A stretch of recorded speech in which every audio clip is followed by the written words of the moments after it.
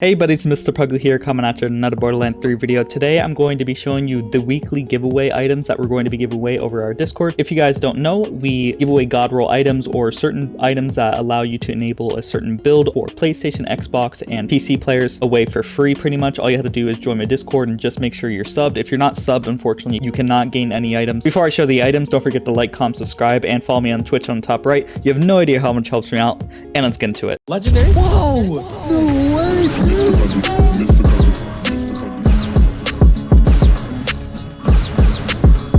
So first things first, one of the key items on this particular build is going to be the needle gun. The needle gun enables us to deal upwards to 10 billion plus damage due to certain factors. Now, if you look on the screen right here, I should be playing a clip that shows me basically one-shotting the shear. The shear has a 10 billion to 11 billion HP bar, which is very, very hard to kill, but we killed her in just one shot, which is awesome. You might be seeing here that the actual kill was a hollow point kill, and that's the reason why we were able to get upwards of 10 billion. But just to dispel some disbelief on whether or not this build can still deal decent damage without hollow point, I'm going to be showing a clip right now that shows me dealing upwards to 7 billion to 6 billion very easily on the shear. It requires some swapping, so it doesn't look as intuitive as it possibly could, but it is really impressive that we're able to get upwards to that amount, and that was before I optimized the build 100%, so I'm sure we could get even higher than that if we wanted to. The reason why we're using a needle gun is because the needle gun has the highest damaging TDR reload explosion. Every time you throw out a TDR, it's going to calculate damage from the amount of bullets in the magazine and the actual card damage of the gun. So normally TDRs are around 40 to 100% as the multiplier, but the needle gun has a 500% multiplier, which means we're able to deal crazy amounts of damage. Like right there, that was an easy 19 million, which is really, really nice. Since this area doesn't have any mayhem scaling, that's a very low ball damage of the actual reload, but I'll be showcasing some more on these items as we go along. The other item that's going to be essential for this is the Keenfire. This Keenfire is Merv and homing,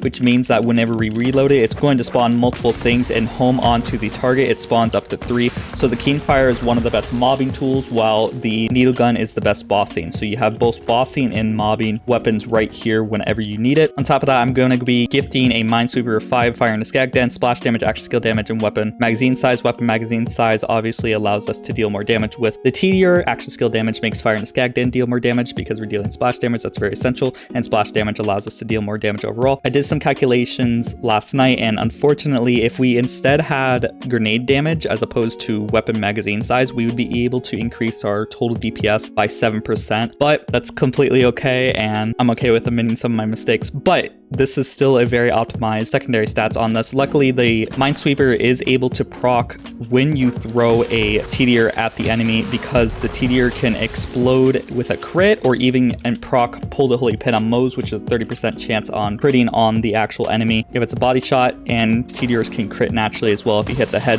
so we can get Minesweeper to proc very, very easily with this, which then in turn just deal tons and tons of damage. This is just a real quick explanation of the entire build. If you want a more in-depth explanation on what makes this build ticks and the actual skill tree, make sure to check out on the top right. It'll link to the actual full build, and it's very, very fun being able to deal upwards to 10 billion damage with this build very easily. Next, we have the Elemental Projector Victory Rush. Elemental Projector is very, very essential on this build because it easily allows us to dish out more damage and can make fire and a skag den deal more damage as well. It has area of effect damage, incendiary damage, and magazine size. Overall, great stats to have to increase our total damage.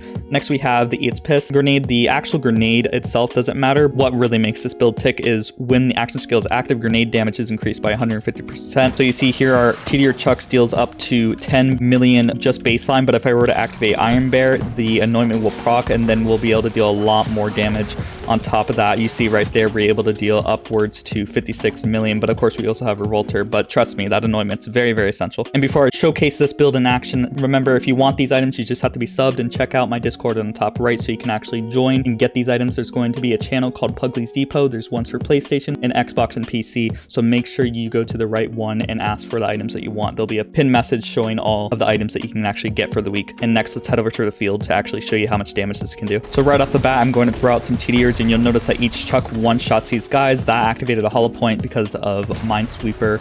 Pulled a holy pin and killed the guy nearby, which is awesome. I'm just going to just keep spamming my TDR Chucks, and you'll see all the enemies around will just die. And it's very, very nice that they home, because they'll even go for enemies you aren't even thinking about targeting, which is very nice.